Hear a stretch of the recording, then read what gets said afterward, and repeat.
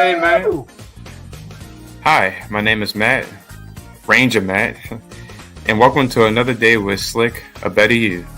Over the last 3 years, I've had the pleasure of meeting many different people, book authors, pastors, singers, motivational speakers, people from television, people from the daytime serial world, and people from Disney.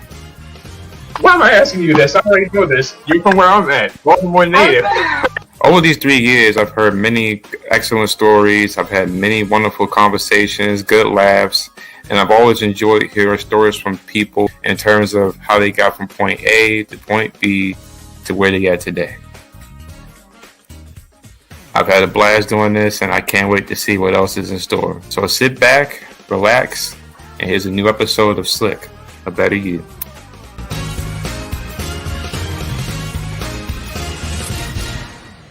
Yeah, what are you going to do? You know, it's a messed up family.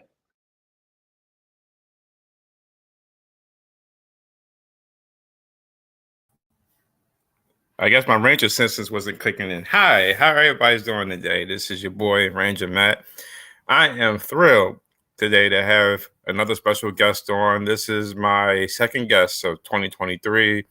I will have another guest or two that's going to be making their arrival between now and next month, so I'm happy about that. Hope everybody's doing well. I hope it's not snowing, because I know in some places they're talking about it was snowing, but I'm ready for that warm weather to kick in. We Rangers, we ride in the heat of the Valley of Horses, so we need the warm to kick in. So, but anyway, I'm glad that you guys are here. I'm glad my guest is here. This gentleman has done a lot of directing and projects, but one project particularly he done, I got a clip here, was something that was a part of everybody's childhood, including mine. I was a big geek on it back in the 90s, and I got a clip of it. And this is something that he did. Here we go. Ladies and gentlemen, on behalf of Shay Snob, I'd like to invite you to sing along with one of the all-time great musical masterpieces. Maestro. If all the raindrops were lemon drops and gumdrops, oh what a rain that would be. What's he doing up there? Standing outside with my mouth open wide. Drops and gumdrops, so what a rain that would be. That's right. He was the director on Barney's Great Adventure. For many people that know, Barney was a treasury in our childhoods. So without further ado, let me bring him on, the man himself, who will be our next mayor in town. Ladies and gentlemen, Mr. Steve Gomer himself. Hi, Steve. Hey, Matt. Good to be with you. Hey, I'm glad you're here, Oh, my pleasure. Who is that film, the Gene, the poster behind? That's it. I'm just looking at that poster that's behind you. Yeah, it's a great French film, but directed by Jean Renoir.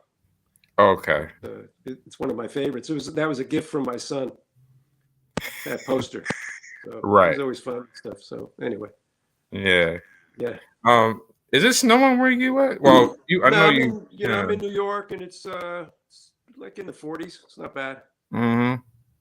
I mean, it looks like it might snow, but I don't think it will. But who knows? Right. Yeah. Okay. And you're in Baltimore, right? Yes. Yeah. So how, when did you know that getting into the filmmaking business was something you wanted to do? I'd always loved film. I initially, when I got out of high school, thought I wanted to be an actor. Right. So I acted at George Washington University, but I transferred after my master and applied to the State University of New York College at Purchase, which was it was the last state school that the governor at the time, Nelson Rockefeller, built. And it was really a great idea. He said, look, Purchase is a very tiny town that's about, it's maybe 25 miles outside of New York City. Mm-hmm. So Rockefeller said, for the state university system, we should have a school for the arts, and we'll pull people from the professionals who are working in New York will come up, and teach.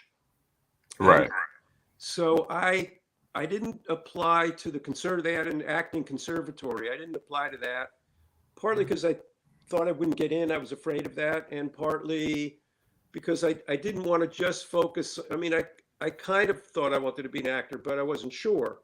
So I thought I should go into the liberal arts and study that stuff. And I figured at Purchase there would be classes I could take, that were in the liberal arts. I didn't do a lot of research. And so when I got to Purchase, there were no classes offered in the liberal arts, in the BA program. Right. There was one class that first semester that I was there, which was a continuing ed class taught by the guy who was going to be the teacher of the third class. When I went there, it was the first year of the conservatory. It was the first year of the school. Right. So the idea at the time was that one teacher would take each acting class through the 4 years. And it was, very, sort of a classical program, pretty much based on Juilliard. So it was acting 5 days a week, speech twice a week, voice twice a week, ballet, sword fighting, fencing. I mean, it was like pretty makeup, a whole thing for the theater. What really was based towards the theater. Right. So when I got there, the only class that was available was, as I say, a continuing ed class taught by the guy who was going to take the third group of students in. This guy named George Morrison. He was an original member of Second City.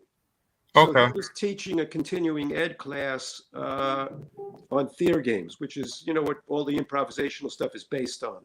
Right. Group of games. So I took that class. It was me, a film student actually, who I knew a little bit, and about a dozen middle-aged women. So, because it was a continuing ed class. Right. So I took the class. I always felt like I was pretty awkward as an actor. And I hit it off with George, and, we would talk during the semester, different things. And towards the end of the semester, he said to me, he said, I'm pretty sure you're not an actor.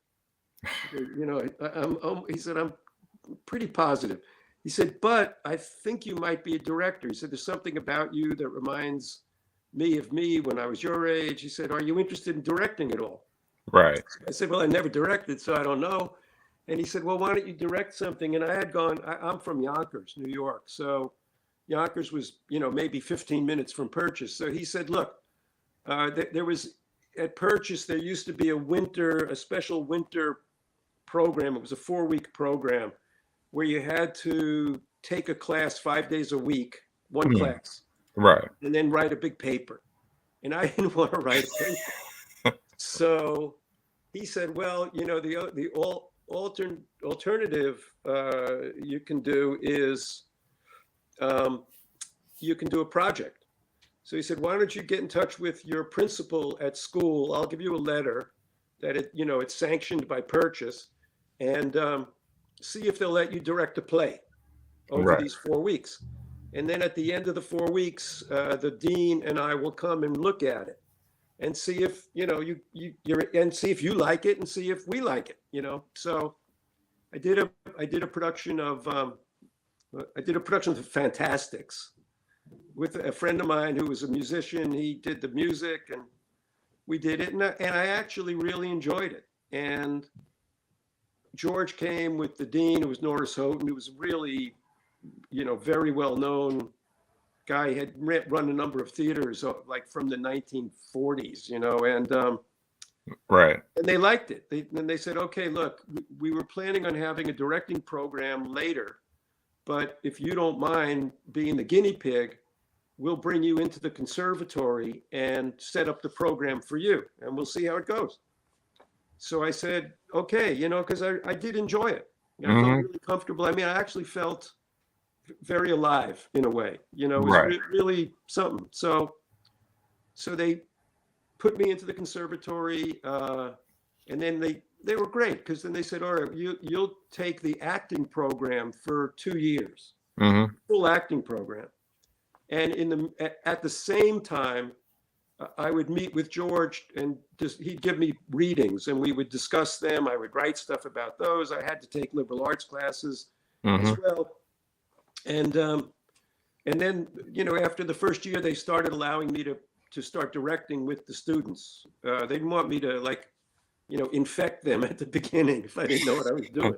So, I started directing scenes and then short, one-act plays. And then a final, big production. And I did a production of The Quare Fellow by Brendan Behan, which is a really wonderful play. Right. And that turned out well. And then, then I was talking to George and saying, okay, now what? What do I do? And he said, look, he was great. He said, look, you could go to Yale. And it's a 2-year program. I think it was 2 years at that time. He said, it's like $35,000 a year. You come out, you'll be 70,000 in debt, or maybe 100, because you have to live as well. That's just tuition. Right. He said, and then when you finish that program, you'll have to go to New York and look for work. He said, or you could consider yourself 70 grand ahead now and go to New York and look for work. You don't have any debt and, you don't have to make a lot of money. He said, I know you're from Yonkers, you can live home for a while. So he said, why don't you write letters to the different theaters in the city and just tell them, what you've been doing and that you just want to learn and be, you just want to be there. So I wrote letters to all the resident companies in New York, got positive responses from the Public Theater and the Circle Repertory Company. And the Circle Rep at that time was, I think it was about 3 or 4 years old, but it had been doing some great work. It was Lanford Wilson's theater.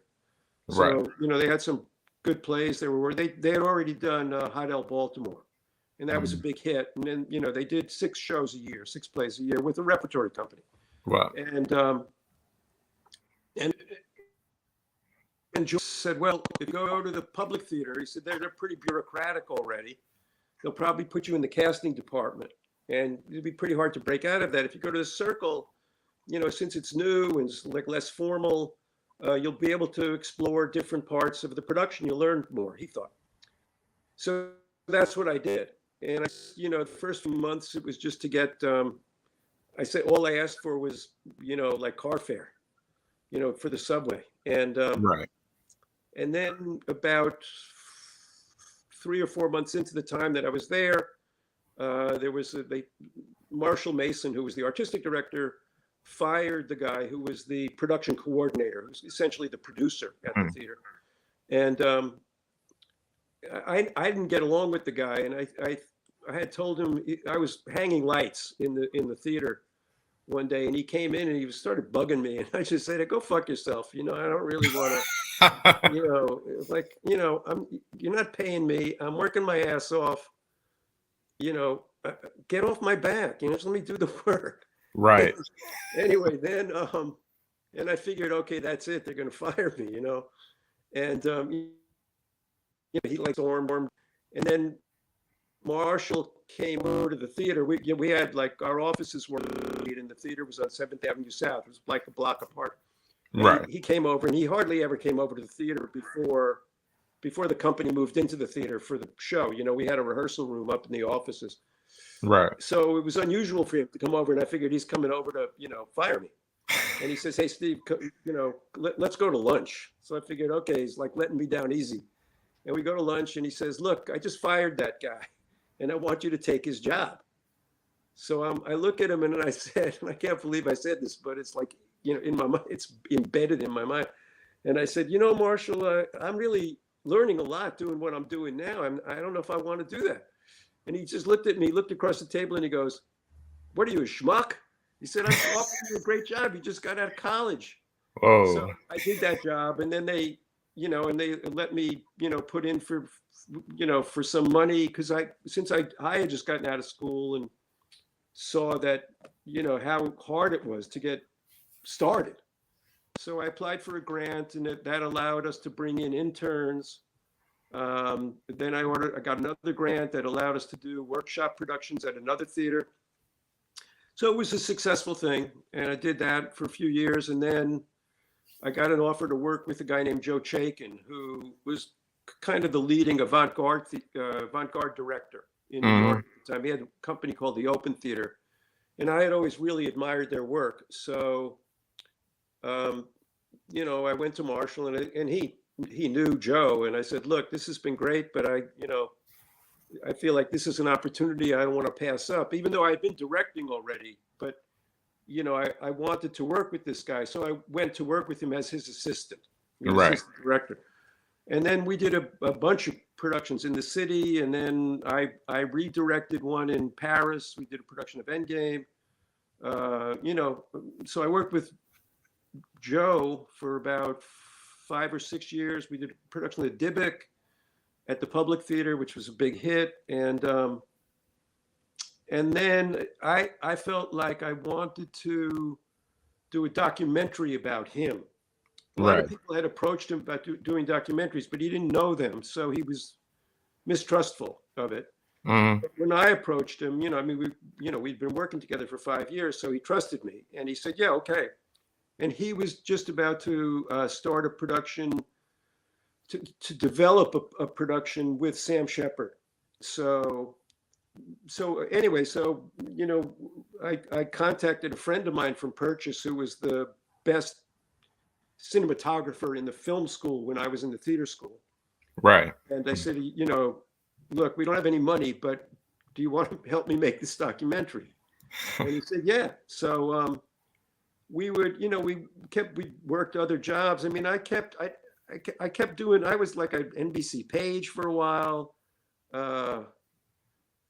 You know, I directed a couple of things, I mean, just to make some money, you know, and every time we got like a few $1,000s, we would go down to, you know, 4th Avenue downtown, which is where Kodak was at the time.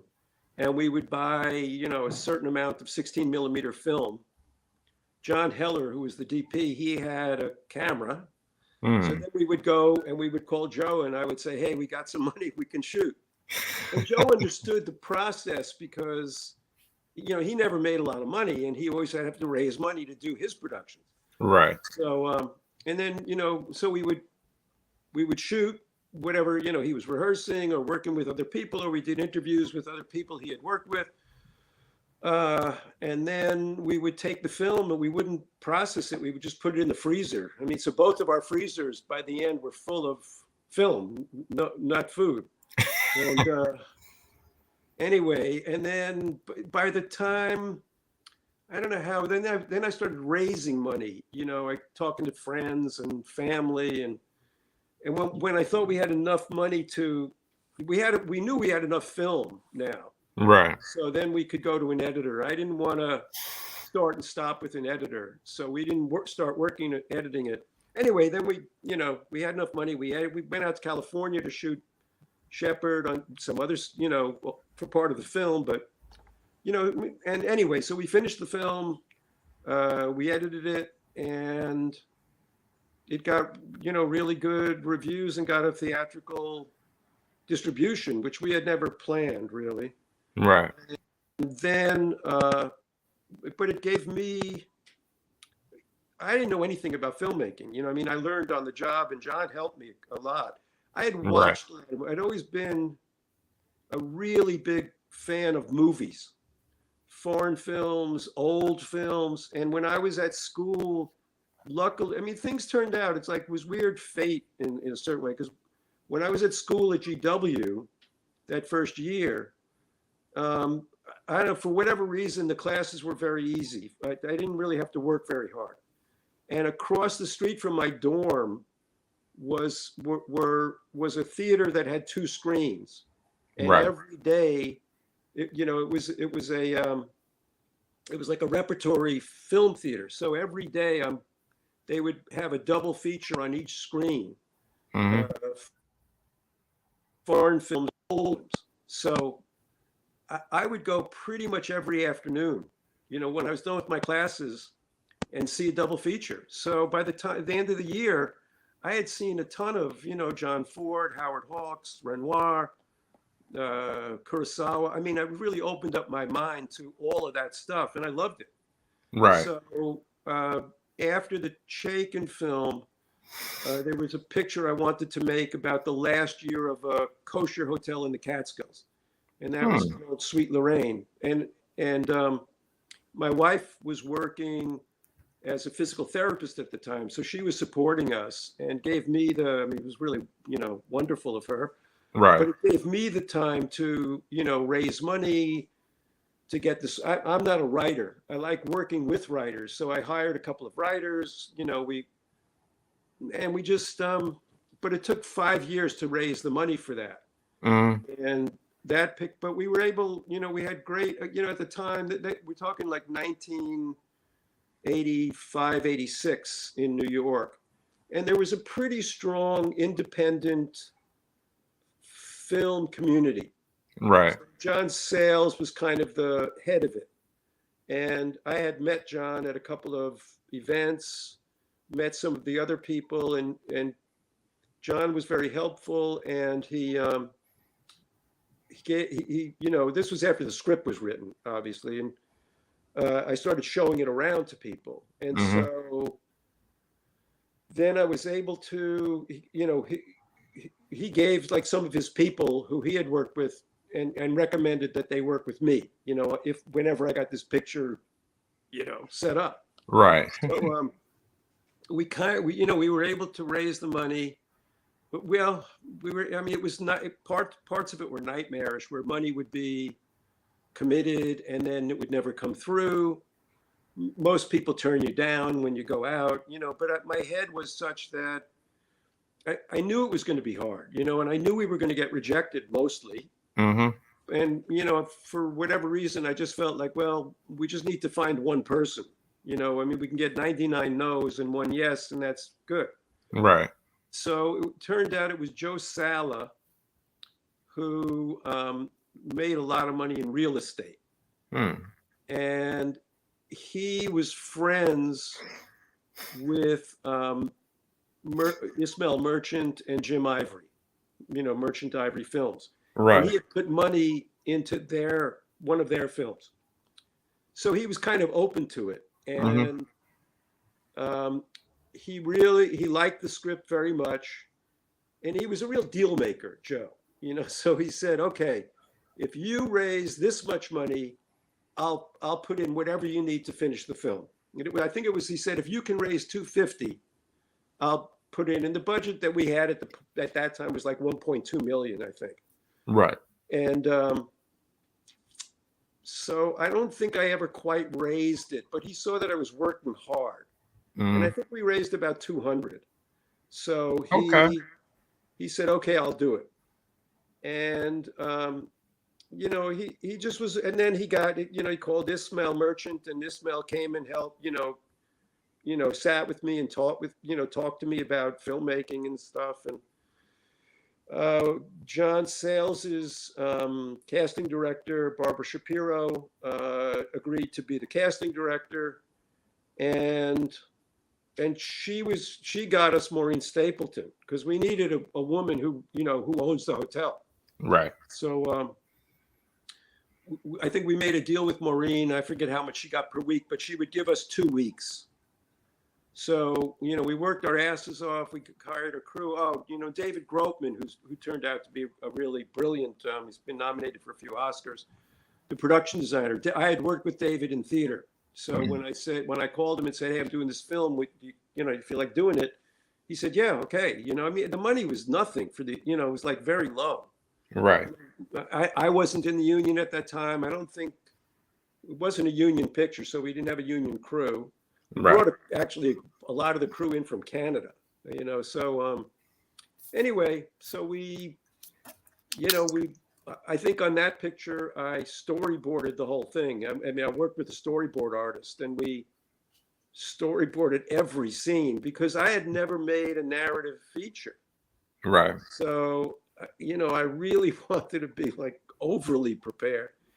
And Gary Marcus came on as the first AD, and Gary had done a couple of pictures already, a couple of good pictures. But Gary and I hit it off, but it was funny. We did the whole thing on location. Right. We were able to work at the hotel. And my wife and I were living in one of the bungalows that was on the grounds. And I remember Gary coming over the first morning, first day of shooting, Right. to walk across this big field to, where we were shooting the first scene, which was right at the entrance of the big hotel. And the hotel was built in 1905, and David did a beautiful job renovating it, and restoring it really. And so it was really picturesque. And I was really nervous, and I'm walking across the field with Gary, and I said to Gary, Gary, I said, I just realized I've never been on a movie set before. And so, like, where do I stand? Because when we did the documentary, I was doing the interviews, Right. So I said, I don't know where to stand. Like, what do I do? And he said, look, if you stand right next to camera, you'll never get in the way. Mm-hmm. And I said, oh, that makes sense. So, I started just standing next to camera. I mean, even though, that was the other thing, was that I didn't want anybody on that crew who was learning on the job. I wanted to be the least experienced person Right. on the crew. And also at that time, video assist was just coming out, but it wasn't part of the camera package. So Mm-hmm. you had to pay extra for it. And my attitude was, look, all these great pictures, which I had seen, by Ford and Hawks and Hitchcock, whoever, they didn't use, the only person that I knew of who used video assist was Jerry Lewis, who actually invented it, Right. so that he could see himself, he could like do playback. And my attitude was, well, all these great pictures were made without it. So I don't want to spend the money because, we really had, very little money. So, I mean, even though, look, I'm very aware that $1 million is a lot of money, but not for a movie, So anyhow, that was it. So, I mean, I did that picture, and it, again, we got good reviews, and it won a big award at the Tokyo Film Festival. It won the award that year. And I was really surprised that it got invited to Tokyo, first of all. And that was partly Joe, because I took hardly any money to make that picture. Right. I mean, as a salary, I put it all into the picture. Mm-hmm. And that was the Tokyo Film Festival that year was the only film festival that was giving out a cash prize if you won. So Joe, I mean, only if you won. So Joe said, he said, I think we should go there because if you win, you'll make some money. Right. So we, luckily we got picked. We got selected, to go. Mm-hmm. And the Tokyo Film was really nice. Gregory Peck was the chairman of the jury. And Claude Berry, a really great French director, was on the jury. I forget, there was a really great Japanese. Oh, the guy who directed, I never could figure out if he directed or produced Godzilla. But every time you'd meet this guy, he couldn't speak any English, and I didn't speak any Japanese, but he would go, Godzilla. And he'd go, Godzilla. So I know he either directed or produced it, but I never figured out what he did. Right. But anyway, and Alan and Marilyn Bergman were on the jury. I mean, the jury was really an interesting jury, but my attitude was, look, we're never going to win here. I mean, there's some really, really good filmmakers here. So it was pretty shocking when we did. And it came, with I forget what it was. It was like 10 million yen prize, which at the time was $100,000. So we're talking like mid 80s. Right. To me, it was like a fortune of money. I mean, much more money and I never made that much money again for quite a while. But, right. But anyway, so that turned out well. And then when it won, then I started getting invited to go out to LA I never intended to move to LA, but LA is people are always looking for like the new thing, Right. And so when they heard that I won, and, also Gregory Peck talked about me to people, and Alan and Marilyn Bergman talked about, so I got called out to do meetings. I mean, most of them were, bullshit, really. Nothing comes of them, but, they're good. You got to do them. And, but so I was looking around for my next project. I mean, nobody was offering me a job. They were all just wanted to talk to me. Right. And so I came back, I would go out and but anyway, then I was looking around in New York for my next picture. And that turned out to be Fly By Night, which we made in 92. And that was one of the early pictures about the rap world in New York. Wow. And so I never seen it. Nobody's seen it because we made it. I went to KRS-One, Chris Parker, to see if he was interested in helping on it. And he was, which was great. And we had a great script by Todd Graff. It was his first script. I mean, he's gone on to write, a bunch of great stuff. Anyway, we did that picture, and that picture got invited to Sundance, and that won at Sundance in 93. Okay. So then I started getting offers. So then Jane and I, my wife, and we had a daughter by that time, Sarah. We all moved out to LA thinking it was just going to be a short time, like a lot of people think, and then turned out to be 25 years. Right. So that's what I think of as the beginning of something. I don't know. Does that answer? No, Anyway. it did. I got you. I got your full bio. Never going to do a doc about your life. So anyway, so that's how I started out. Right. So how did well, I'm gonna ask, how did the project come to you about the Barney movie, Great Adventure? Did you know about the show? I mean, how did that come about for you? Well, that was pretty funny in a way because but especially when we moved out to LA, my daughter was 4. Mm-hmm. And Barney was on TV already. And when we were in New York, so she used to watch Barney every day. Right. And we heard from friends who also had kids like similar age, and they would say, "Oh, have you seen this horrible thing, Barney?" And Jane and I were like, we don't. It was like our attitude was, the kid, whoever your kid is, the kid's going to learn soon enough that the world can be miserable, Right. So why, when Barney, the target age for Barney is 2 to 5. It's even younger than, it's like kind of younger than Sesame Street. Mm-hmm. It's really for young kids. And our attitude was, what's the problem here? I mean, it's just this creature who loves everybody, and he's got these other 2 creatures that, are with him. And then there's a bunch of bad kid actors, but they're all, they're all talking about, loving everybody. So it was like our attitude was, what's the problem here? I mean, the kid's going to learn soon enough that, right, there's going to be some miserable times. But why do you want to push that on somebody? You want to take them out when they're 3 and look around and say, this is awful. And, it's like, what's the problem? So right. The reason the way they got to me was that there's people in LA who sort of, they never actually work on a picture, but they sort of ingratiate themselves to different producers and stuff. And, they might get a credit on a movie. Anyhow, there was one of those guys who had seen the movie, who had seen Fly By Night at Sundance. Mm-hmm.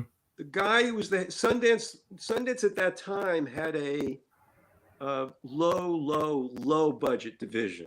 Wow. And they were the ones who produced Sex, Lies, and Videotape. This low budget division of Sony. So the guy who was the head of that, he really liked the script for Fly By Night. So they had ups and downs. So he said he wanted to do it. Then they kind of suspended work for a while, and then they came back, and he was as good as his word, because when they came, he said, look, we're going down for a while, we're going to figure things out, but I really want to make this picture. So I had raised some money, but they put in the majority of the money. Right. And the deal was that they own the picture.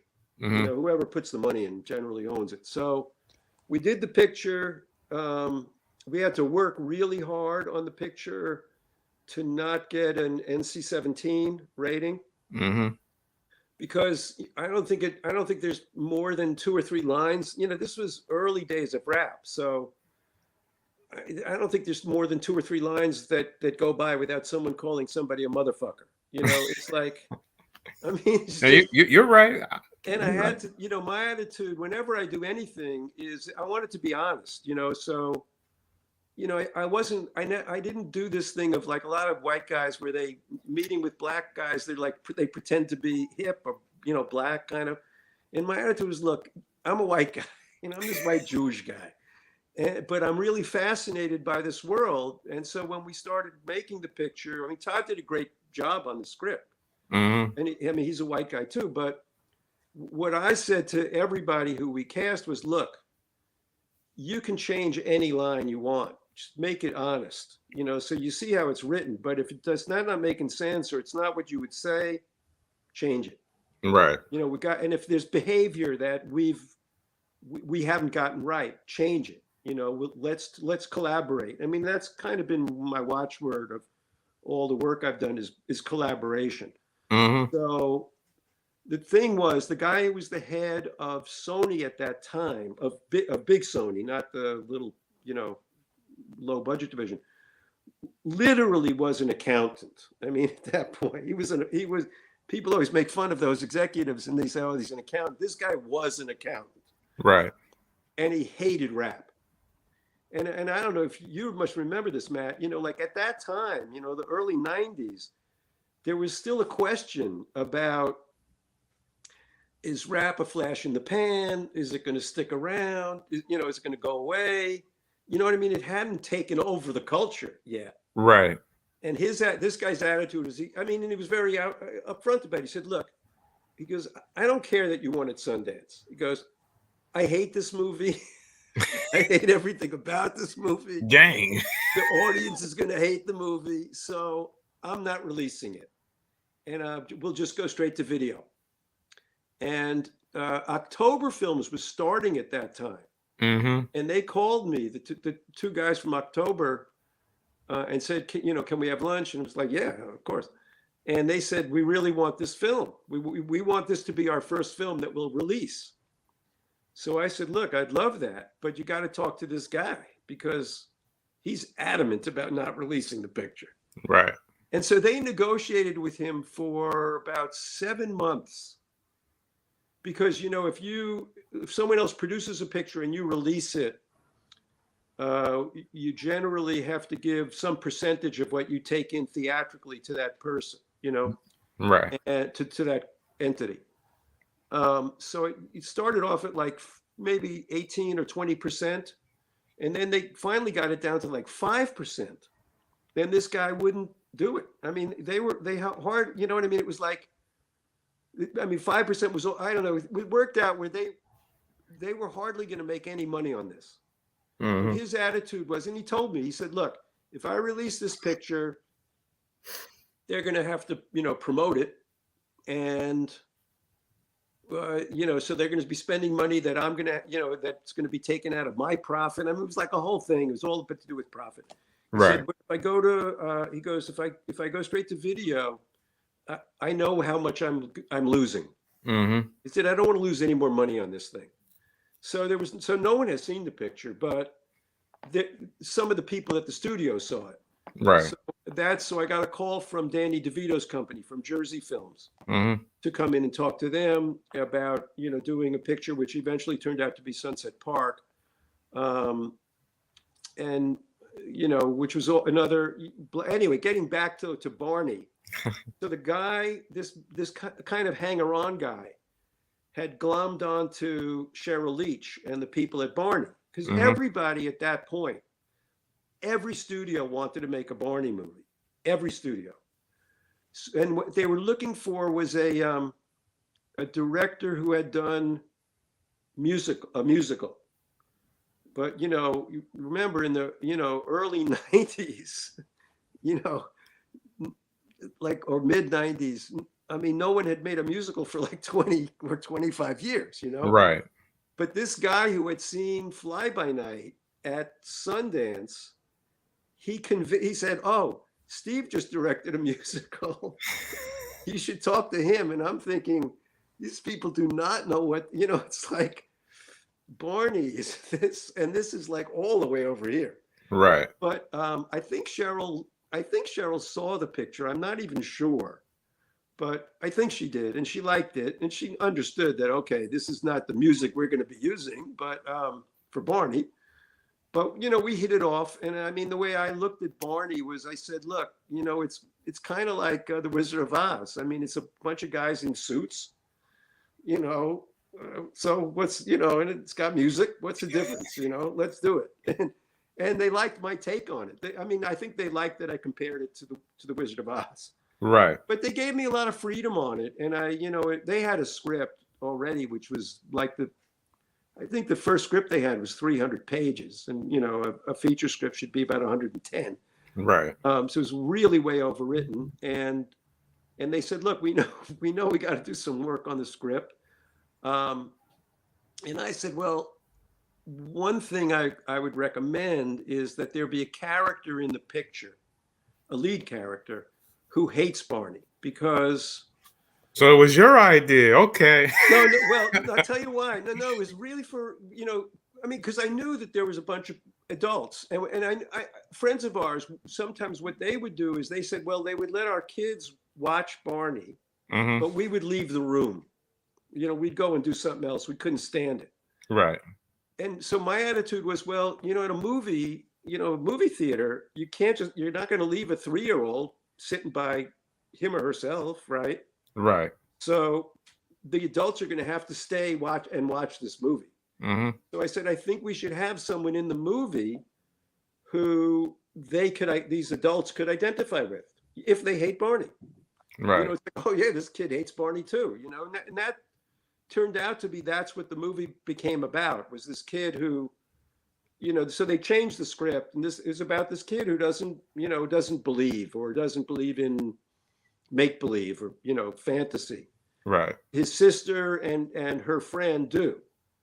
And, you know, then they find this egg, and, you know, then it's the whole movie's a chase. Right. You know, but they were great, you know, so we scouted a few locations, but I really wanted to work in Montreal because, they wanted to work in Canada. If it possible, they wanted to work in Canada.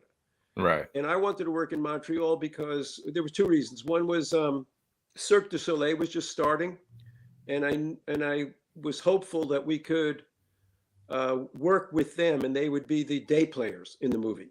Right. So that was one thing I wanted, because there was a magical quality, you know, about their work. And the other thing was Montreal, Quebec is the only province that has its own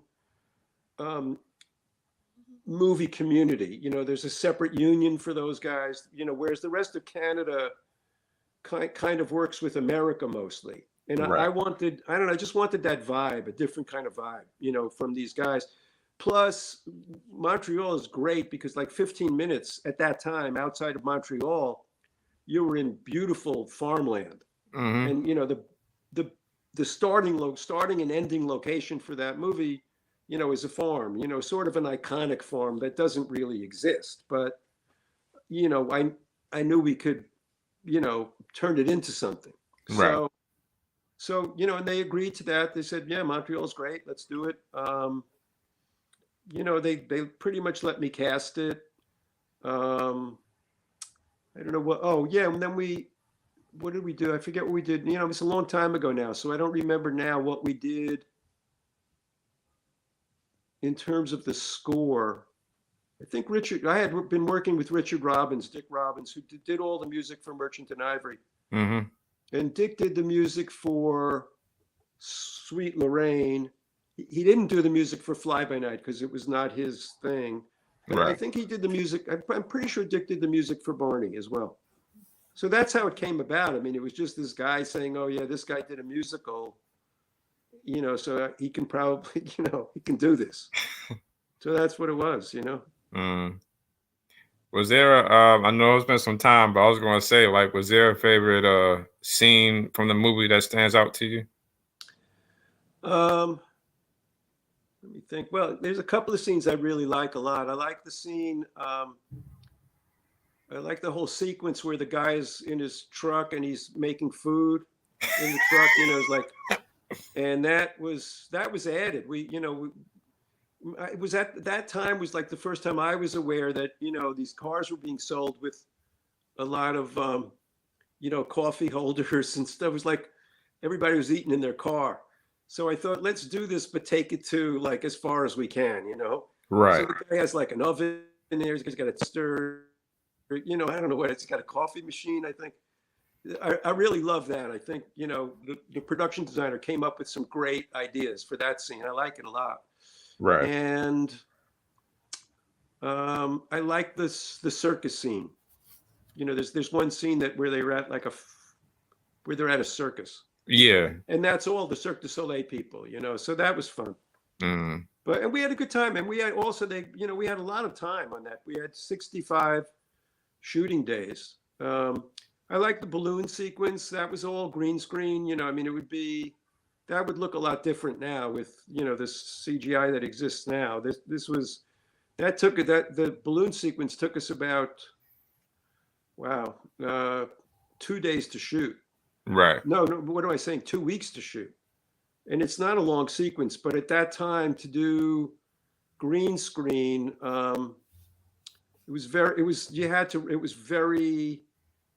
you had to be very precise of like where the camera was, what the color temperature was of the green screen, it was like a whole thing. And you could pretty much just get like, a minute a day. I mean, it was like not even, it was very hard to do. Right. But everybody had a good time on that picture. And, most of the crew was, French Canadian. So they spoke French for the most part. But we had a good cast. The kids were great. We had to change the costume for Barney because the Barney suit on the show, the way they did the TV show, was, there's two different people. There's one person in the suit and one person speaking. Right. And what they did on the TV show was they had the guy in the suit, and then the guy who spoke for him was off stage, Mm-hmm. off camera. And the kids had to, be like trained not to look at the guy speak. And if you watch the show carefully, which I don't recommend, but if you do, you'll see every once in a while a kid will be, doing this. Yeah, I've seen that. Right? So the thing when we knew going in that because, as I say, we were on location most of the time. So Mm-hmm. Barney'd be running with the kids or something. So that you Right. couldn't have the guy like running after them speaking, So Right. it was like a whole tricky thing. We had to put a speaker in Barney's, like where Barney's nose would be, right? Mm-hmm. And we also, we started the shoot in the summer outside Montreal, and it was very hot. It was like in the 90s a lot of the days. Wow. And the guy in the suit, like after the day, he might have passed out. I don't remember. Something happened that was pretty serious, and so we rigged up a fan. We thought we could put air conditioner in. Could get an air conditioner in, but we had a fan put in. Above. The guy in the suit looks through Barney's mouth. Right. I think. I mean, again, it's a long time ago, but I think he looks through his mouth, and so there's room above his head in that costume. So Mm-hmm. we put a fan. We rigged up a fan that ran on batteries inside. Right. And that kept him sort of cool, But we would have to we have to take frequent breaks to let him, so he wouldn't, just like, sweat away. But he was a strong guy, that guy that was in the suit. Right. So it was a fun shoot, though. It was really fun. The Mm. thing that was interesting was, and we got, we got pretty good reviews on that movie. And a lot of the reviews were like, to the effect of, this movie is a lot better than it needs to be. Something like that. It was pretty funny. Right. But the thing was, the Polygram guys, there was, I guess it was that, we had the opening of that movie at Rockefeller Center, at Radio City, Right. at the music hall. And they came up to me and they said, we just realized the kids who are going to see this, they're only, they're going to be like 2 to 5, and those kids don't pay for their tickets; they get in free. So I said, well, okay, nothing I can do about that. Right. So, in terms of people who went to the theater to see the pictures, a lot, but only like one adult would bring like 4 kids, So anyhow, it was, it turned out that it made its money back finally, in video sales and stuff, but not theatrically. Right. Did your daughter like the movie? Yeah, she really liked it. I think. I mean, I think so. I don't have to ask my wife, but I'm pretty sure she did. Oh, okay. Yeah. So before we get back into your career, well, we are talking about your career. I mean, but we mentioned this. So, recently they did the documentary about, I Love You, You Hate Me, and you're in it. You're in the. I think you're also in the beginning when they was asking people, will you say the I Love You song? You participated in that, and I thank you for that. How did they approach you about that? I think they got in touch. I'm pretty sure I think they got in touch with my lawyer, and who's out in LA, and we were here. We were here in New Jersey, in Jersey City. So they got in touch with my lawyer. My lawyer called me and said, you want to talk to these guys? And I said, yeah, sure, of course. And the deal they had gotten from Peacock, because Polygram was bought by Universal, and now Universal and NBC are the same company. I don't know who bought who. I don't know if Universal bought NBC or if NBC bought Universal, but now they're the same. Right. And Peacock. So Peacock has the rights to the movie, to the Barney movie. And they agreed they were going to do a 3-hour, movie. And I'm thinking like, wow, 3 hours on Barney, that's a lot. And as it turned out, so I went to do the interview with them. They had gotten a space in Brooklyn, and we did the interview. And they were really nice guys, really good guys. And then they called me and said that the picture came, they thought it turned out well, but Peacock realized that 3 hours was a lot of time for Barney. So they cut it back to 2. So they were actually calling to apologize and saying, look, we had to cut out your interview because, it's just, we don't have time. So I said, guys, it's fine by me. Whatever, it's like whatever you want to do is, once I make it, I made it. So it's like, okay, I don't, whatever, it's fine by me. Okay. So, yeah. It said that the last thing did you direct an episode or be a part of Heartland? Yeah. What was that experience like? Heartland was. Did you see it? Because we only did 8 episodes. I've watched it here and there. I haven't fully seen the series, but I watched it a little bit to get an idea of what it's about. I've seen it a little bit. Because there's the one that I worked on was the one about organ transplant. Okay. Is that the one you're thinking of? There's another Heartland. I think I got the 2 shows mixed up because the one I was thinking about the one that Jack Wagner was in. I think that's not. Yeah, no. He's in another one called When Heart Calls to Home. No. Oh, okay. Yeah. That's Michael Landon Jr. Didn't he produce and direct that? Yeah. Yeah. No, I know him. I know Michael, but I don't.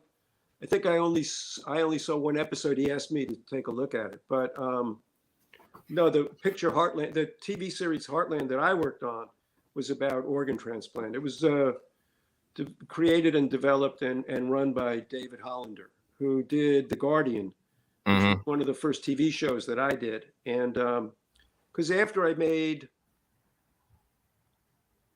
I'm trying to think of the order. Yeah, so Barney was the fourth feature that I did in about 9 or 10 years. Right. But I felt at that time that I wasn't, I was aware of the stuff I didn't know, you know? And when you make a picture every like 2.5 years, I felt like I was getting rusty in between each. And I really wanted to learn more. So I was in the editing room with the editor on Barney. The guy who edited Barney was Richard Halsey. He won the Oscar for Rocky. Okay. And Richard and I became really good friends. And we were talking, you know, we shot Barney on film.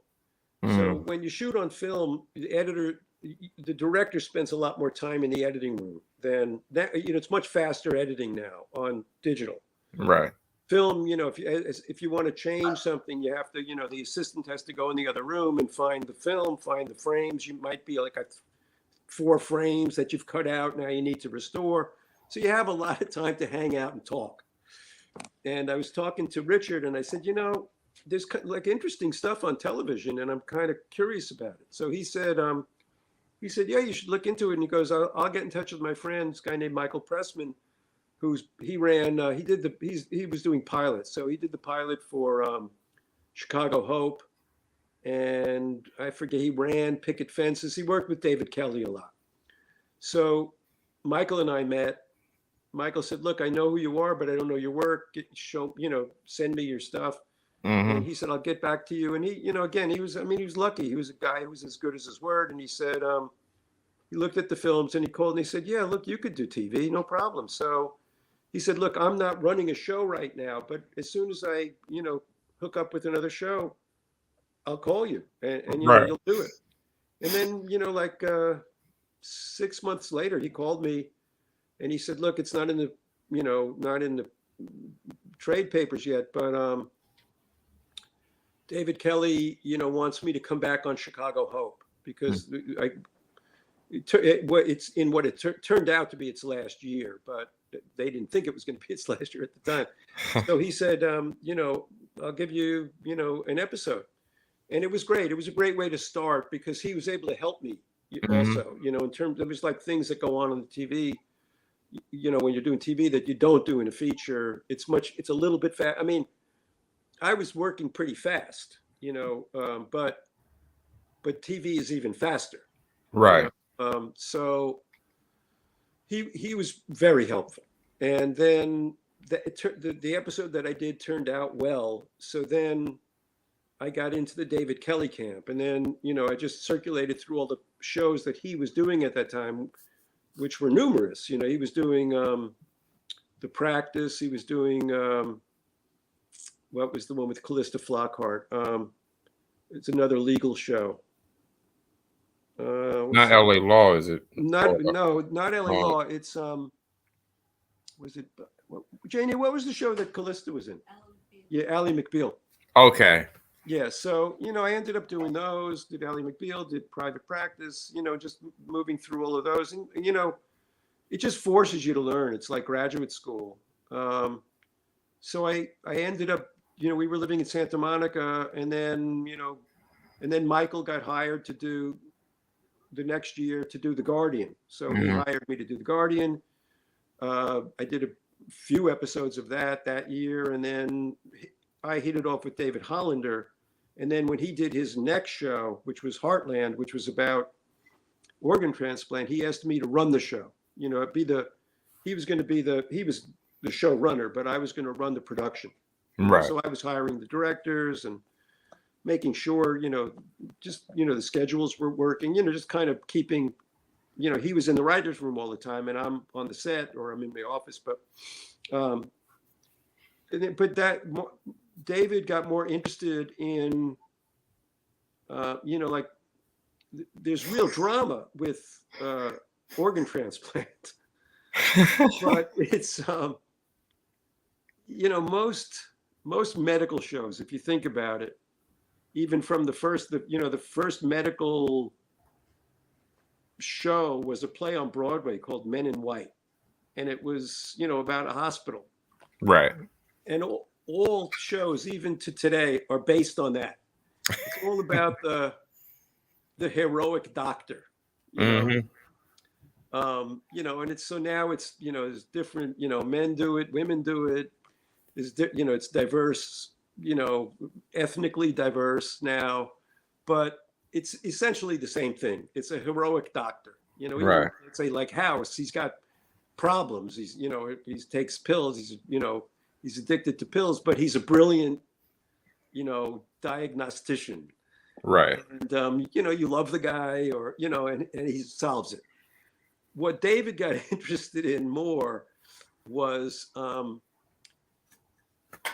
the drama of the person who has to go to usually the parents on the worst day of their life, when they've just heard that their son or daughter has been killed in an accident, Right. in a violent accident, and they have to convince the parents to donate that person's organs. So it's very dramatic, but it's incredibly depressing. Right. So we only ran one season, and, but it was fun to do, and everything. I mean, I feel really lucky because everything I've done, I've learned from, and I had done, as I say, Chicago Hope, but then you do a medical show, and then you go into medical shows. You do a lawyer show, you go to lawyer shows. Right. And I was lucky that I could do, different ones, and, they would hire me. And then eventually I got into doing, on The Guardian, there was one episode I did where there was a pretty horrendous car crash. And it was the first time that I had done any stunt kind of stuff. Right. So sort of in typical Hollywood fashion, I mean, I had been working, I think 3 or 4 years by that time in television. And I got called in by one of the executives at Fox. It was a Fox show, and I had done a bunch of stuff for Fox. So he said to me, he goes, and all the stuff I had done up till that point was character stuff. It was comedies or, medical. It was nothing to do with action. Right. But this guy really liked the car crash. And so he called me and he goes, he goes, have you ever done character stuff? You're a really good action director. Right. Done character stuff, and I'm looking, I'm going, man, this is like so Hollywood, But then I got, hired to do, action shows, Jericho, The Unit, David Mamet's show, about Delta Force, which I didn't even think existed when they hired me to do, but it turns out it is real. And it was fun. I mean, action is fun to do. Right. It's not that hard. It's fun. So you have all these people who do it. They know how to do it. And I enjoyed it. I mean, it would scare me when stuff blew up. I'd be the first person, diving to the ground, even though, it'd be 100 yards away or 200 yards away from a house that's blowing up. But oh my gosh. Yeah. So, TV was fun, and I learned a lot. And then, then I got, one of the Mike Ostrowski, who's now one of the executive producers on The Witcher. It's an international show. He and I worked on a couple of TV series together. So I approached Michael about trying to develop a movie because I wanted to get back to features. Right. And I was interested, it's just everything. The features I've done for the most part have been driven by when you do TV, you just get hired and you do it, you don't,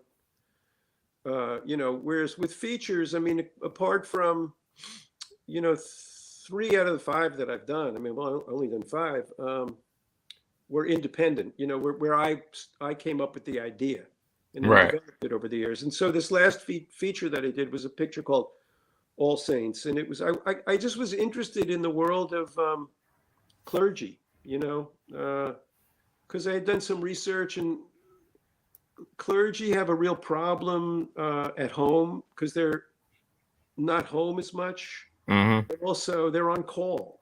Kind of like old-fashioned doctors. I mean, if you're let's say you're a clergy, you're the pastor of a church, and some tragedy happens in your family, Right. you call your pastor, and your pastor comes to your house, or a rabbi. I mean, whatever, you call that person, and you expect that person to, guide you. So the research that I'd done, it was like there was this commonality that existed in clergy families where the children feel neglected Right. and have problems, a lot of them. So I just was interested in exploring that world. So I approached Mike about it. Mike's father, before he married his mother, was a Catholic priest, Mm-hmm. and left the priesthood to marry his mother. So, Mike had an interest in it. And he actually found the article for All Saints. It was based on a article that was in the Tennessean incident that had happened in Nashville. Right. So he gave me the article. I really liked it. I thought it would be the good basis for a story, and then we started working on that. And again, most of the independent pictures that I've done have all taken like 5 years to get made, but. But that time I had saved up enough money that we could do it. Right. So, but I didn't want to do any. While I was trying to get All Saints made, I had stopped doing television, Mm-hmm. and I stopped watching television because I wanted to get that out of my head. Because TV is a lot of close-ups, and it's different now with streaming stuff, and like Game of Thrones was big. Right. But, I was doing all broadcast stuff, and my stuff, was everybody demanded a lot of close-ups, singles, not my style but you have to do it. I mean, and you learn from it, Right. But so with All Saints, I just wanted to clear my head. The only TV show I did while we were prepping All Saints was I did an episode of Blue Bloods because Michael was running that show at the time, Michael Pressman. Right. And a director dropped out at the last minute, and Michael called and said, "Look, can you come to New York and take over the show?" So I can't turn Michael down, I mean, so I said, yeah, and so I did that, but as soon as that was over, it got right back to, trying to get All Saints. I mean, we finally got it made, and that did well, as that did okay. So anyway, so that kind of brings me up to date in some way, right? Right. I don't know. What are you doing nowadays? Well, it's funny, when I finished All Saints, I liked the way it turned out. I felt really comfortable on the set. All that TV work really added up, and I'd been working on it, so I was like very comfortable. And we had a really good cast. It was John Corbett, Barry Corbin. I love Barry Corbin. Barry Corbin's great. So, we had a good cast, solid cast, and I did. So anyway, I was tired. I didn't want to develop another feature at that time and know, okay, it's going to be another 5 years before I do it. Right. And I've never really made plans. The only time I've ever had plans, when you do TV, you kind of you make your schedule at the beginning of the year generally. Your agent books you on different shows, and so you sort of know how it's going, how the year's going to go. But other than that, I never had plans for it. It was always like, I'll see what I'm interested in and what I want to do. Anyhow, I got invited back to the State University at Purchase to show All Saints. Okay. So I showed it. They showed it, and then there was a question and answer thing after, and then the president of the school and the guy who was the dean of the School of the Arts said, if you stay overnight, we can, we'd like you to, observe a couple of classes and have them talk to you, ask questions and stuff. So I said, fine, and then they came up to me after that and they said, look, have you thought about teaching? Well, I think they first said, what are your plans? And I said, I'm freelance. I never have plans. I don't know I never know what I'm doing. Right. But they said, well, how do you feel about teaching? Do you want to teach? So I had said, it's funny, I've never given it thought, but, my life was changed by a teacher. So yeah, I would. Yes, I would.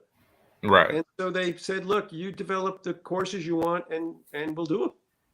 So so the past, 3 years, I think I've been teaching at Purchase.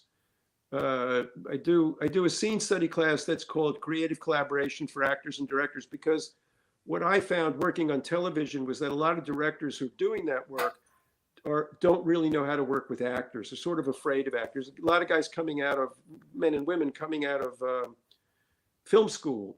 Film school doesn't really concentrate on working with actors. It's more about the camera, the lighting, that stuff. And right. So I said, I think directors need more contact with actors. And so they said they agreed. So we've been doing that class, and then theater games, which was like the first class I took. So doing that, and then the guy who was the dean at the time, he went down to he became a dean at Vanderbilt. He's the dean. His guy's name is Frank Candelaria, and he's at he's the dean of the Blair School of Music at Vanderbilt, and he's really, really interested in diversity and how diversity works. Like when he was at Purchase, he kind of he almost was like a college football coach in terms of recruiting. He would call principals in the South Bronx and in Brooklyn, and talk to principals about, do you have any kids who you think are who could go to college, but maybe they don't think they're ready, or maybe their parents don't want them to, or it's just not in their they're like first generation kids maybe, and then he would go on his weekends and he would go to these kids' houses and talk to the parents and talk to the kids about coming to Purchase. And he was really successful. And so like my classes now, I would say have all been at least 50% and usually 60% Latino, Black, first generation. I mean, it's so much more diverse than when I was there, when I went to school at Purchase. Because when I was at Purchase, it was all white. And so now that he's at Blair, he just got a big grant to do a scholarship program, which will give full scholarships to first generation kids in their family where they're the first ones in their families to go to college. And so he's got money to give them a full scholarship, pay room and board, to give them a stipend, to give their families a stipend, and to hire a full-time advisor. So he got another grant to do a documentary about it. He wants to make a feature documentary. And so he flew me down to Nashville to meet with him and to talk about it. And so we talked about it, and then he said, I'd really like you to do it. So I'm good. That project is, I think the first shooting days will be in April or May. And then next year we go full time at Vanderbilt. And we'll go, we'll visit the kids who get the scholarship at their homes, to see them in context, talk to their parents, see their families, what their neighborhoods are like. And then, then just kind of follow them, every 5 or 6 weeks, but I also want to give them cameras, give them iPhones now, which shoot really good stuff, and have them, to do like a video diary, of what they're going through, because Vanderbilt is a very white campus. And so these kids who will be coming in, and it's a very wealthy campus, I mean, I lived in Nashville for 3 years, and we lived just up the street from Vanderbilt. So Right. I walked through that campus pretty often, and it was very white and very wealthy, very, very entitled. Mm-hmm. And the kids that Frank wants to bring in are all, not entitled. I mean, whether they're white or black or Latino or whatever, they're all, they don't have money. Right. And he wants to bring those kids in and, kind of give them, an opportunity. Musicians, they have to be really good musicians to go to Blair. It's a very good school. Right. So anyway, so we're just working out but the money, the great thing about doing this documentary is that, I mean, I'm looking forward to it, and I think it's an important issue. Mm-hmm. I mean, something that I've always cared about. Right. But the other thing that's great is that the money's all in place. And he said, how much money do you think you'll need for this? And I told him, and he said, okay. It was like, okay. Right. So anyway. I'll take a camera too, What's that? I was joking. I said, I'll take my camera over here. Great. Well, come down. It'll be great, Matt. Have a good time. That's the other thing. Look, when I'm working, like, for instance, I just consulted on a thing that a friend of a friend is doing in Newark with, again, kids who are all, it's all Latino and black. Mm-hmm. But these kids have volunteered for this program, and it's like a drug intervention program, but peer to peer. Right. So the focus this year is on fentanyl, because a lot of kids are dying from fentanyl, Yeah. Think they're taking something else, and it's fentanyl. So it's pretty horrible. I mean, this guy gave me a bunch of stuff to read, and it's frightening what's happening. So they developed a script, and he wanted to do a PSA. So I volunteered, he asked me if I would do it. And so I've gone, like 3 days now, because these kids are not interested in filmmaking or theater. I mean, they're all going to college, but they, one kid wants to be a psychologist, another kid wants to be a chemical engineer. They're really interesting kids.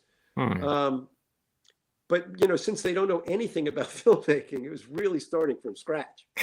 And I didn't want to, it's their project. So I didn't want to take over, so I was just there, and it was great. I, really hit it off with the kids. We had a great time. I mean, my attitude is this, I mean, this, Matt, this business is hard. So when you finally get the job, right, you finally get hired to do something, you're allowed to do it, have a good time, it should be joyful. It should be life affirming. Right. And so I really go out of my way to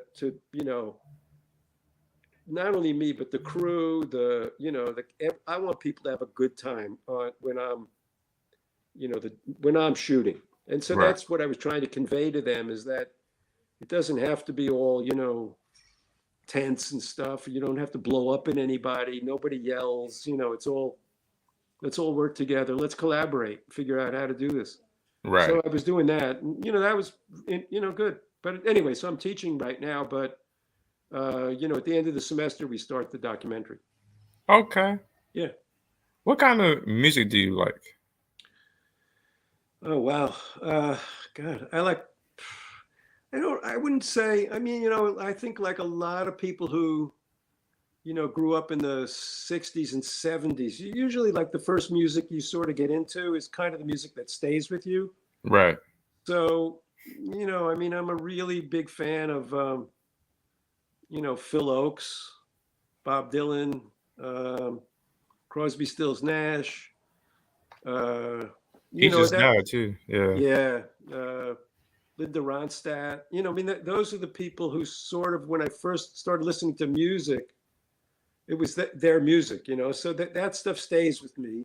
Right. I like jazz very much. I like classical. I like, I still have to be schooled in hip hop, but I really like it. I mean, I'm not one of those people who's like, what, this isn't music. I mean, it's pretty sophisticated music, frankly, and so those are, I kind of jump around, but just all over the place, really. Not any specific, form. I mean, I'm pretty open about it. Right. Yeah, I'm kind of the same way too. I mean, I'm old school, Yeah, so but with me it depends on, with me I don't know a lot of today's generational stuff because I know hip hop and rap is kind of taking over. I mean, I'm yeah, into it a bit because I grew up with the Tupac and Biggie and all that, but right, right. you know, um, I'm more old school. I literally just saw a doc on the Mamas and the Papas. So Oh yeah, I started getting into their music. I mean, the one guy, Denny, I knew of because he was in the kids show Theodore Tugboat. He was the narrator on that, so I didn't even know like he yeah. was in the Mamas and the Papas. Okay, so I Wow. know about Mama Cassidy and and Yeah. and Michelle Phillips and all them. It's I'm into that and. Wow. Really? Yeah, I'm old school, man. I'm a big Hall and Notes geek, and Michael McDonald. And when the Temptations movie came Uh, out, I got hooked into Motown, and yeah. I like jazz. I'm really old school, and now because I'm a delivery driver, it's like I burn CDs, so like whatever I'm into or hear on the radio, I burn it and play in my truck when I'm on the road. So That's great. yeah, So great. It's funny when you say Motown, I mean, because in high school, the parties we had, that's what was played mostly. The Four Tops, the Temps.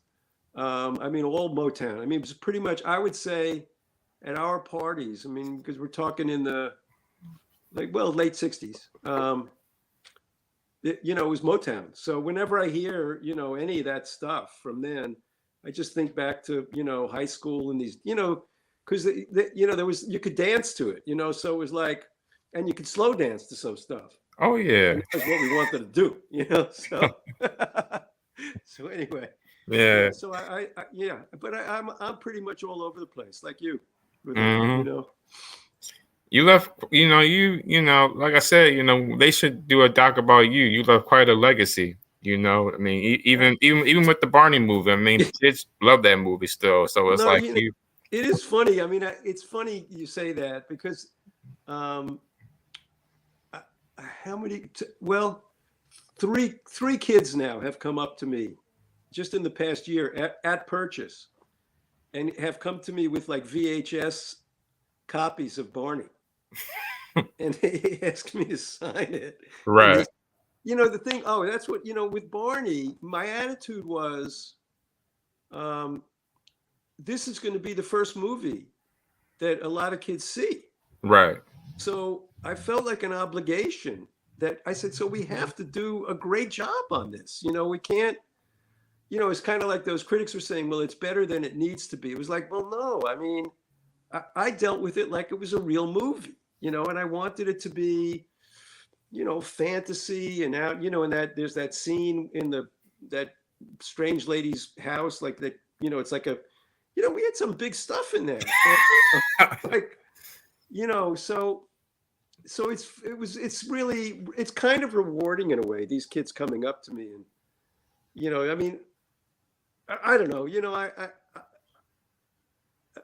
I'm it's nice, it's just nice, it's you know super I duper. mean, I'm glad you liked it, so Oh yeah, I did. I remember watching little promo trailers for it, and uh I think a few years ago I found out that Kyla Platt was in the movie. I had no idea that she was in that. She was the friend in the movie, Kyla Pratt. yeah, Yeah, Kyla, she I had had no idea that was her. yeah, I think she probably, though, she had a pretty good career, right? Is she still working? Kyla Yeah, still she's working? still working. So that's good for her, because a lot of kid actors, once they become adults, you're like a different person. You're not the Yeah, same person. right. Trevor, who played the boy, Mm-hmm. he was working for a while, and the third girl, Diana, she was sort of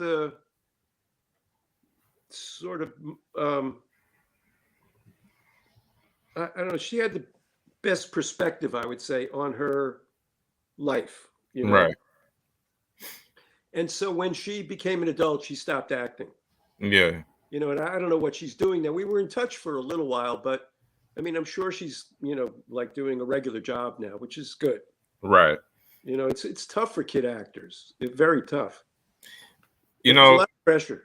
I always, for the movie, I always, because I had Barney dolls and toy merchandises, and I will always copy that scene in the movie. I would put him in the tub, and I thought I would flip the curtain off, and he would be real. I always would do that because I was just so into Barney at that time. But my favorite, I love every scene in that movie, but my favorite was the scene where I forget where he was at, but they was at the woman's house with all the books, and the cameras were swirling. I was like, that's a big freaking house. All these books all over the place. That's like, a cool scene, though. I love that scene. Yeah. I mean, watching it, I look at it, go, I would love to direct a scene like that. Like they're in this big house, these big freaking ladders, like an actual library, and you're shooting all these pans of all these books all over. Because I think it spun, didn't it? Yeah, the camera spin. Yeah. So that was, I really dug doing that scene. That was the only scene, by the way, that we did, on a soundstage. Built the set and did it. Everything else was location work. Mm-hmm. But that is a really cool scene. I mean, so I felt like an obligation. I felt like, look, this is going to be the first movie these kids see. So we got to, I remember at the production meeting, that's what I said to everybody. I said, look, no matter what you think about Barney, we have to deliver something, that's really good for these kids. Cause it's, as I say, it's going to be their first picture. So right. Let's really go out, do it. And we did, I'm proud of that picture. Yeah. I mean, you did a good job directing, and Charlize really did it was her baby. So she did a great job on it as well. She's yeah. Well, it was great also that she was like, kind of free enough to if I made a suggestion, she didn't just automatically do it, but she, understood that it was different than the TV show. Right. And that we had to do some things differently. So I give her a lot of credit. I mean, she was really good to work with. Right. And we had a great, the crew was just wonderful on that. And also they drink wine at lunch. So that was good too. I hear you. Man, are you more like a BJ or a Baby Bop? I know they was in the movie as well, made cameo appearances. I don't know, no, but it was odd sometimes because, there's little people in those. Yeah. And so we had, and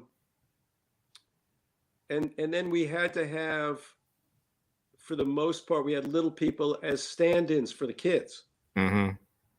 So there would be days when there'd be whole families of little people, like, just sitting off the set.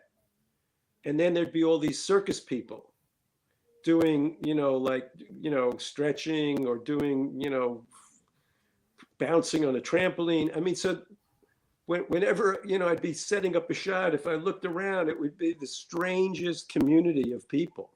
Right. But it was great, really fun. And it was great to get to know all those people, Right. So, but I have no specific feeling for either Baby Bop or BJ. Well, I have to say, I thank you for what all you did for that project. And, like you said, no matter what people thought about the show, which is surreal. I had to thank my mother recently after watching the doc for not telling me about the haters, because I didn't know. There was so much. I had no idea how surreal it was, because she told me even then people would ask her about it and be like, it's just another kid's show. And I didn't know until seeing the doc about how surreal people just didn't like. I'm just like another kid's show. It was so freaky to me. Yeah. Right. The fact that they had those like bonfires on college campuses, that was like, come on. It's not hurting anybody. What are you right. He's just a happy dinosaur. Come on. That's it. He's just a happy dinosaur. Right. So it's great. It's great. Well, thank you. It's been fun. Yeah. Well, thank you, Steve, for coming on today. I appreciate it. Thanks for inviting me. No problem. I appreciate it. I know the fans have appreciated it as well. Thank you. Just stay put. I'll be right with you in 1 second. I'm going to close this baby out. Great. Well, guys, thanks for tuning in today for another day with PE Slick Podcast, or Slick. I bet you I know got two names. I got another guest that's going to be joining me real soon, who's a book author as well, who's going to speak about how his life changed and how he's been reaching people. So stay tuned for that. Stay tuned for more. Thank you for tuning in. And this has been great. Oh, somebody left somebody said thank you. Thanks for watching. So thanks for tuning in today. And I'm going to try my best to do it. And remember, I love you. I'm not Bob West, but I tried. Until next time, y'all be safe. Thank you.